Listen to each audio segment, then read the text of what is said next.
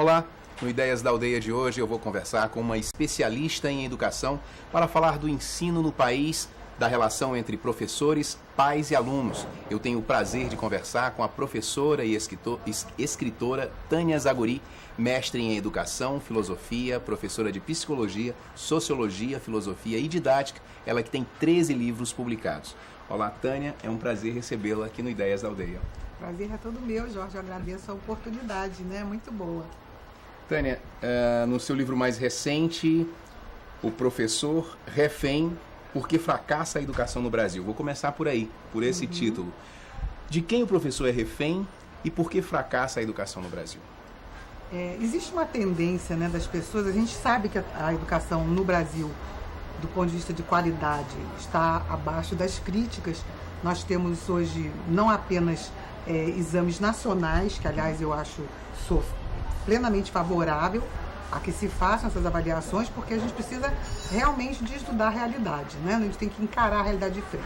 Mas não só exames nacionais, como internacionais vêm apontando seguidamente o Brasil como um país que está entre os piores em termos de qualidade de ensino.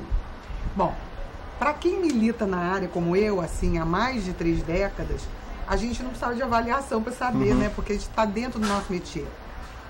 Agora, o que eu sinto, e que me levou inclusive a fazer esse estudo que virou o livro no fim, é o fato de que sempre as pessoas têm uma tendência meio simplista. As pessoas gostam de encontrar culpados, de preferência um culpado, né?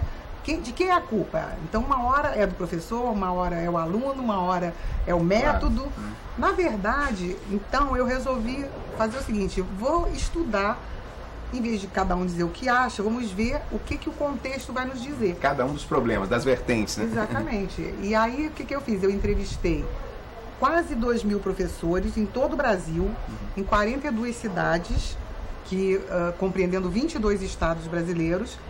E nesse estudo, foi um questionário com perguntas, tudo sem identificação, para dar a garantia ao professor de que ele poderia se manifestar com toda espontaneidade, com toda veracidade, expor o seu pensamento. E depois, então, eu fiz um estudo estatístico dos resultados, juntei com a minha própria experiência, evidentemente, como professora. Eu formo professores há muitos anos, inclusive aqui, eu estou vindo de Porto Velho, e em Porto Velho também tive o prazer de reencontrar uma ex-aluna. Olha só. E fiquei até assustada, eu tinha passado 15 anos. Eu falei, meu Deus do céu. Mas é muito legal, né? Quando a gente encontra uma pessoa que estudou com a gente, claro, que hoje está trabalhando em projetos educacionais, muito legal. Então eu resolvi fazer isso e ao final de 3 anos e meio, resultou nesse livro, Professor Refém, no qual eu mostro que, na verdade, não existe um culpado. E sim, um processo que vem já de mais de 20 anos, em que gradativamente foram acontecendo coisas em várias áreas que resultaram nesse fracasso estrondoso. Que culminou com esse fato de que a gente hoje, infelizmente, estamos colocando no mercado, depois de 8 anos, pelo menos, de estudo, que a obrigatoriedade escolar compreende 8 anos, né, legalmente, pessoas que ficaram 8 anos na escola e que não sabem nem ao menos ler compreensivamente. Então, quem seriam esses vetores, né, esses fatores? Bom, eu enumeraria alguns. Primeiro, nós temos o próprio processo de ensino, que, como eu falei, uma série de medidas equivocadas que foram sendo tomadas desde a Revolução, desde o período militar para cá, e que foram cada vez se acumulando mais erros que foram levando a isso. Houve também, ao mesmo tempo, e aí é que eu digo que houve assim, uma série de fatores que se juntaram de uma forma meio perversa, que propiciaram isso. O segundo fator seria, então, a família que apoiava a escola e hoje não está apoiando, mas, ao mesmo tempo, espera que a escola faça as coisas que ela não tem coragem de fazer. Por exemplo, dar limite. O meu livro que mais vende chama-se Limite Sem Trauma, que inclusive foi traduzido para vários países. E é por isso que eu digo que o problema não é só no Brasil. A falta de autoridade dos pais hoje é um problema no mundo inteiro. E, ao mesmo tempo que eles esperam que a escola, então, supra o que eles deixaram de fazer, quando a escola se imbui desse papel, eles vêm reclamar. Porque aí o filho diz, não quero mais para a escola, a professora é ruim, a professora brigou comigo, chega em casa chorando, né? E aí a mãe e o pai, como é que eu quero fazer meu filho feliz, então não pode deixar isso acontecer. Então esse seria um segundo fator que está desestabilizando de fato a escola. Terceiro fator são, o que nós podemos dizer, as mensagens que a própria sociedade hoje leva para nossas crianças. Quer dizer, então, o terceiro fator seria a própria sociedade, que passa uma ideia, digamos assim, que o importante, além de ser feliz, né, que é o que toda a mídia mostra, né, o importante é ser feliz, o importante é ter dinheiro, o importante é ser famoso, e muito pouco se fala da importância do saber. Então, a criança vem para a escola achando que ela não tem por que vir para lá, né? Porque eles mesmos dizem às vezes para os professores, para que eu quero aprender isso, professor? É um questionamento perene, né? E na medida que a família está fragilizada, ela não bota moral com a criança, não tem discussão. Então, se o filho fica até 3 horas da manhã na internet, isso que dá felicidade, então deixa. Depois ele dorme na sala de aula, aí não aprende. Então, é um outro fator. As mensagens que a sociedade passa desprestigiando, digamos, o saber, a competência e valorizando só os bens materiais. Então, o que os nossos jovens esperam? Ter um trabalho em que eles ganhem muito, trabalhem pouco, né? Enfim, e que façam só o que eles gostam. Então, hoje em dia, o professor chega e diz assim, vamos fazer uma redação. Ah, eu não vou fazer, não. Quando é que um aluno dizia isso, né? Hoje ele quer escolher o que vai fazer. E, de preferência, só o que ele gosta. Agora, imagina você, um professor com 35 alunos, cada um fazendo o que gosta só. Difícil de equilibrar essas... Exatamente. Um outro elemento que eu digo que também faz do professor refém, no sentido de que... O que é um refém? Por que eu criei essa imagem? Porque o refém é uma pessoa que é colocada numa situação em que ele não quer, né? Claro. Ninguém se torna refém porque quer. Alguém que pegou ele, né? Ou porque aprisionou mesmo, ou porque sabe de alguma coisa, assim, ó, se você fizer isso, não faço aquilo. Então, chantageia e faz algum tipo, né, de coisa que impede a pessoa de ter o seu livre-arbítrio. Então, o professor não está tendo possibilidade de escolher metodologia, por exemplo. Há uma injunção, uma interferência muito grande do Estado dentro da escola, e especialmente da escola pública. Tanto que você vê que, o que eu digo assim, uma série de medidas equivocadas do próprio sistema educacional, que seria o outro fator. O próprio sistema educacional, ultimamente, vem mudando, assim, tipo moda, sabe? Um verão, hoje a moda agora é vestido comprido. Então, todo mundo vestido comprido. Verão que vem é mini saia. Então, nós estamos na escola tendo mais ou menos, assim, exagerando um pouco, evidentemente, mas uma coisa desse tipo. Os modismos pedagógicos, que eu chamo, né? Então, o professor nem bem aprendeu uma maneira de trabalhar, não, agora não é mais isso, é aquilo.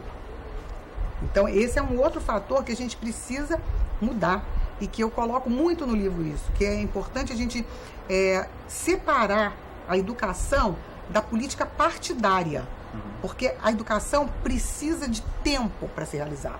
Por exemplo, aqui no Estado, eu sei que vocês estão há 8 anos, né, com o mesmo grupo trabalhando. Isso é muito bom, né? Não que eu acho que a gente tem que perpetuar o poder. Foi pelo voto, então ótimo, né? Quer dizer, o povo aprovou o governo e renovou. Então, quando há... O problema é que não é que mudar o partido que está no poder. Né? Exatamente, é isso. Exatamente. Então, vamos supor, não importa de que partido é a pessoa que ganhou. O que se precisa fazer em educação é olhar o que está dando certo. Claro. Não importa se foi o partido A, B ou C que colocou no poder, que colocou em execução aquele projeto. Importa o seguinte, se nós brasileiros queremos resolver o problema da qualidade do ensino, nós temos que ignorar quem botou o que aonde e olhar o resultado. O projeto está funcionando bem, as crianças estão aprendendo, deixa, não mexe, igual futebol. Né? Time que está ganhando, não se mexe. Mas o time que está perdendo, a gente tem que mexer. E o Brasil hoje, nosso time está muito ruim. A gente tem que mudar. Nós vamos fazer um intervalo, mas vamos continuar essa conversa no próximo bloco. Não sai daí, o Ideias da Aldeia volta daqui a pouquinho.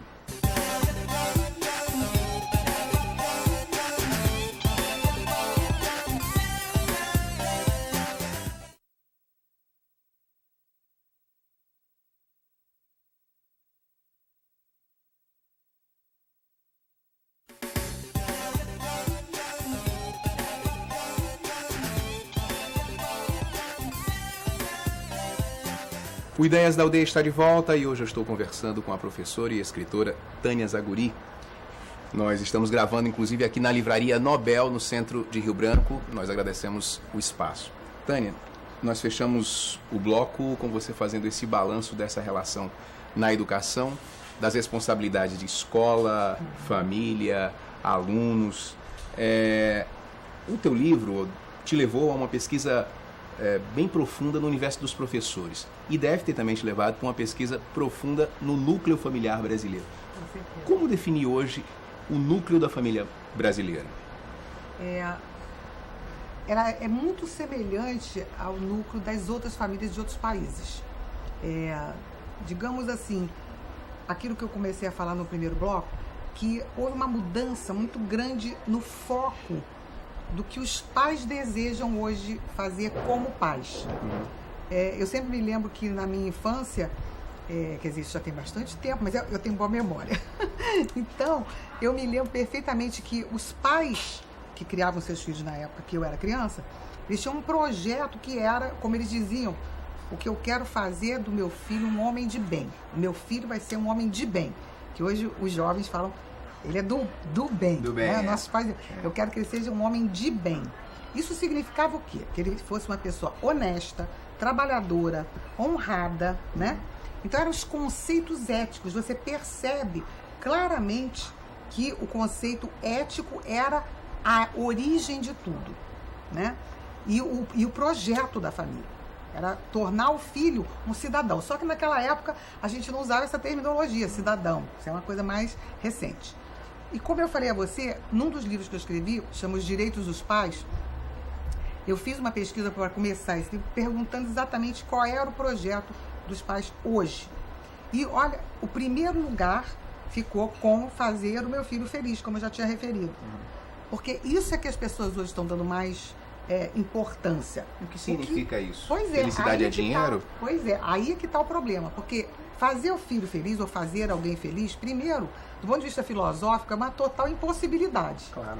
Porque como é que você pode garantir a felicidade de outro se você não pode garantir nem a sua própria? Às vezes você faz uma escolha que daqui a pouco você diz assim, não, mas não era isso. Poxa, eu não estou feliz com essa escolha. Mas você pode mudar a tua vida. Agora, a vida dos outros, mesmo que seja o teu filho, você não pode mudar, né? Então, já começa que é uma coisa utópica, você querer desejar isso. Segunda coisa, essa mudança que você perguntou muito bem. Isso significa o quê? Se nós estamos numa sociedade que está valorizando muito os bens materiais, ter coisas mais do que ser uma pessoa legal, então, e isso é uma coisa que não precisa nem explicar, né? Que está todo mundo falando dessa crise de valores. O que acontece? No momento em que a família deseja apenas fazer o filho feliz e que o conceito de felicidade virou alguma coisa meio que próxima ou sinônima de ter coisas ou fazer só o que quer. Imagina o que isso traz como consequência para a sociedade a médio e longo prazo. E isso aí que foi que me levou, essa percepção é que me levou nos meus primeiros estudos sobre família a começar a escrever. Porque eu fazia esses estudos só em nível de pesquisa universitária, lecionando na Universidade Federal do Rio de Janeiro. Mas depois eu comecei a pensar que era uma pena que esses estudos, que eu fiz, por exemplo, o primeiro livro, Sem Padecer no Paraíso, em defesa dos pais ou sobre a tirania dos filhos, eu escrevi baseado num estudo que eu fiz com 160 casais de pais, em que eu analisava com eles, fazendo um questionário também cientificamente aplicado, qual era exatamente o foco. E aí, nesse período, que foi em 1989, eu já pude verificar que estávamos caminhando por uma grande liberalização dentro da família. Aí você pode me perguntar, mas isso é ruim? Não, claro que não. É bom, porque as crianças eram muito reprimidas, de fato, né? Até os anos 50. Mas a gente chegou a um ponto em que a liberalização foi crescendo de tal modo que virou uma confusão generalizada. Hoje em dia você não pode dizer que as crianças têm liberdade. Elas têm falta de limites, porque tem gente que pensa que é a mesma coisa, não é. E como trabalhar isso, Tânia? Porque não deve ser no mundo moderno, onde os pais estão cada vez menos dentro de casa, aí vem a tal da tirania da criança, né? Onde achar o ponto de equilíbrio? E aí, o ponto de equilíbrio que mantém essa relação, porque a escola também, nesse aspecto, deve sofrer muito com isso. Também. Consequência, né? Porque indiretamente. Por exemplo, eu me recordo que quando eu comecei a trabalhar em educação, eu alfabetizava, né, no início da minha carreira. Eu recebia crianças de 7, 8 anos, eu sempre trabalhei no ensino público, então eu trabalhava com crianças muito carentes, mas elas chegavam, elas tinham assim, respeito pelos mais velhos, não digo nem pelo professor, sim, pelos mais velhos, isso era um conceito. De repente começaram a dizer, não, mas esse negócio é bobagem, aí pararam de chamar de senhor, senhora, vamos igualar tudo. Tudo bem, eu até acho que essas coisas tiveram todas as suas razões de ser. Porém, o que houve foi o exagero. Então a gente saiu de uma época de muita rigidez, em que a criança, por exemplo, tanto na escola como na família, uma criança risse, não precisava falar de malcriação, risse de uma coisa, achou engraçado, o professor falou uma coisa ou fez uma expressão, risse, ele tomava cascudo, tinha reguada. Tinha professor que jogava giz. E isso palmatória. Palmatória, sem falar da palmatória. E isso tudo era considerado educacional. É claro que depois, com os estudos dos pedagogos modernos do início do século XX, que começaram a ser publicados e divulgados em meados do século XX, né, quer dizer, 1950 para aí começou a mudar tudo.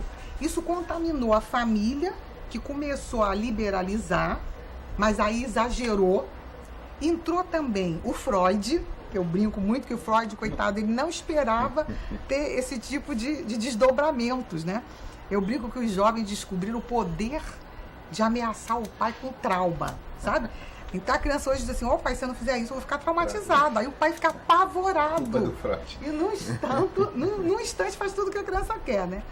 Bom, a gente está exagerando um pouco, mas a verdade é que é mais ou menos isso. Você me perguntou, como encontrar o equilíbrio? Bom, é o que eu tento fazer através dos meus livros. Não são livros de autoajuda, são livros que ajudam o pai a refletir, pensar. Bom, eu quero fazer meu filho feliz? Ótimo. Mas o que é fazer alguém feliz? Então é isso que a gente vai pensar. Cada um vai escolher a felicidade do seu jeito. Agora tem que ter um limite. Aí entra o limite. Qual é o limite? Você pode fazer tudo do jeito que você quiser, desde que você não esteja ferindo o direito de ninguém mais. Então o que eu estou tentando mostrar para as famílias, para os pais com o meu trabalho, é que pode se isentar de tudo, menos da tua tarefa de ser o gerador da ética, o primeiro gerador da ética. A criança, ela se consolida como, digamos, um pequeno edifício em construção. Se você não aproveita os 6 primeiros anos de vida, 5 a 6 anos de vida, os primeiros, para construir a estrutura básica desse edifíciozinho, ele vai ruir adiante. Se você começar pela fachada, ser bonito, ser simpático, não sei o quê, mas não construir a sólida base, que são os valores. Quer dizer, respeitar o outro, ouvir quando o outro está falando, pensar no direito do outro, não só nos seus. Porque o que nós estamos criando hoje com esse tipo de conceito é uma geração muito voltada para si mesmo, para o seu próprio umbigo, que só pensa em si. E isso redunda em quê? Na morte do índio Pataxó, por exemplo. Quando os 5 jovens disseram, mas a gente só queria se divertir. Traduzindo, só queriam ser felizes? Então você pode fazer tudo porque você quer ser feliz? Não, não pode. Aí entra o limite. Então é isso que eu tento mostrar. O equilíbrio, já dizia o Aristóteles, há muitos séculos atrás, está no meio termo. Nem você vai voltar a um modelo antigo de educação que era realmente altamente repressor, nem ficar como está agora, que os pais perderam completamente a autoridade. O pai hoje diz assim, filhinho, acreditando que o diálogo resolve tudo, sabe? Sem autoridade, um pouco de autoridade é necessário. Filhinho, você não acha que está na hora de dormir? Isso são 2 da manhã, né? Todo mundo morrendo de sono e a criança responde, não é diálogo, então ela tem direito de dizer que não. Aí o pai, mas meu amor, aí tenta convencer de todas as maneiras, mas convence não. Por quê? Porque a criança pequena, ela é movida ao hedonismo, quer dizer, a criança pensa em prazer o tempo todo. O que eu quero, o que eu gosto. É a família que desenvolve, aliás foi o Freud que disse isso, que desenvolve a capacidade de tolerar as frustrações, que os pais hoje não desenvolvem isso. Por quê? Porque não frustram em nada a criança, tudo pode. Pode destruir as coisas, pode brincar com comida, né? Nossos pais não deixavam. É pecado. Tem gente passando fome, diziam isso pra gente sempre, né? Então são essas coisas que foram mudando, que foram exageradamente, né, interpretadas. Então o que a gente precisa, na verdade, é um retorno ao equilíbrio. Vamos dar liberdade? Vamos. Vamos deixar nossos filhos se expressarem? Perfeito. Vamos ajudar nossos filhos a serem felizes? Vamos. Mas isso tudo não isenta os pais do trabalho de gerar a ética primeira e de apoiar a escola, que é a nossa maior aliada, né, como pais. É a escola que ajuda os pais. Você falou que os processos hoje, eles aparecem meio como moda, né? Ah, tá na moda, alguma coisa nova, é a nova teoria, então embarca todo mundo nessa. Aí tem um monte de teses, né? Isso não confunde também os pais, os próprios educadores? Com certeza, entendeu? Confunde sim. Por quê? Porque, por exemplo, para o pai, às vezes chega aquela coisa que eu digo assim, ouviu o galo cantar e não sabe aonde.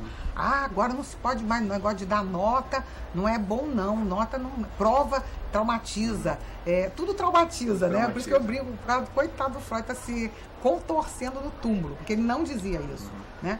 Mas então o pai às vezes ouve um pedaço de uma teoria e ele pega aquilo e começa a exigir da escola. Não, mas não pode reprovar o aluno, porque isso faz mal. Então, por exemplo, nós temos muitos municípios que adotam determinadas medidas sem ter ainda, por exemplo, feito um projeto piloto para ver se aquilo funciona. E é uma das coisas que eu recomendo no livro, no final. Uma recomendação que eu faço, vamos trabalhar em educação como se fosse uma ciência. A engenharia, a medicina. Você não pode botar um remédio no mercado, né, sem ele ter sido suficientemente testado. Mas na escola não é assim, não.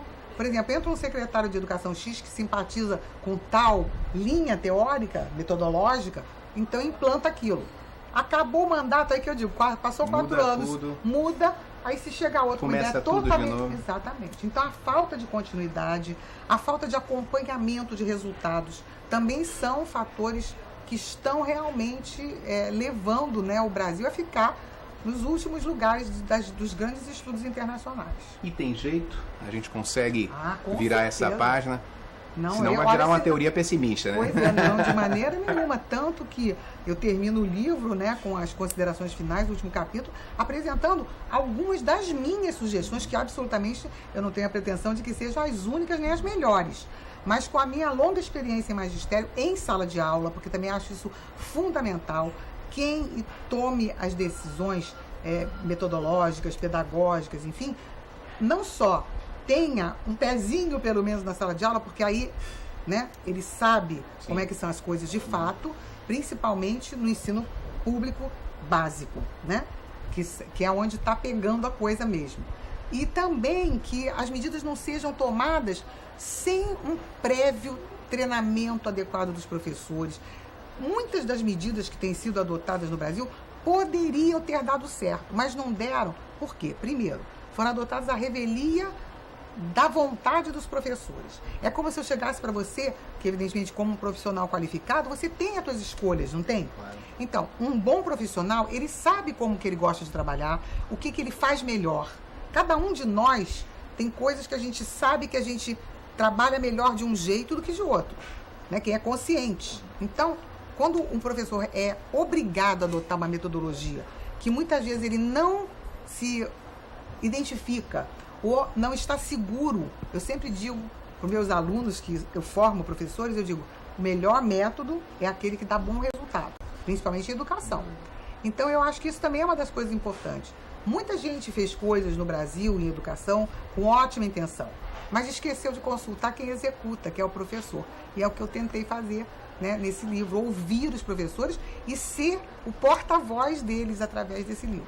Tânia, para fechar nossa conversa, eu queria que você falasse um pouquinho do projeto Sempre um Papo, que você vai lançar seu livro, conversar com as pessoas, desse tipo de proposta que coloca o autor muito próximo do público, né? Olha, eu acho fantástico. Sou fã do Sempre um Papo, não sou só participante, mas comecei conhecendo o Afonso Borges em Belo Horizonte e nunca mais parei, né, de me dirigir até a ele quando eu vou publicar um livro, dizer, Afonso, estou fazendo isso. E eu acho maravilhosa essa participação de vocês, fiquei encantada com a possibilidade de ter vindo aqui ao Acre, que eu não conhecia ainda, também em Porto Velho, que eu também não tinha ainda ido a Rondônia. Então, eu acho que essas iniciativas deveriam se multiplicar. Como eu disse, né, hoje o que importa no Brasil é ser bonito, célebre, famoso.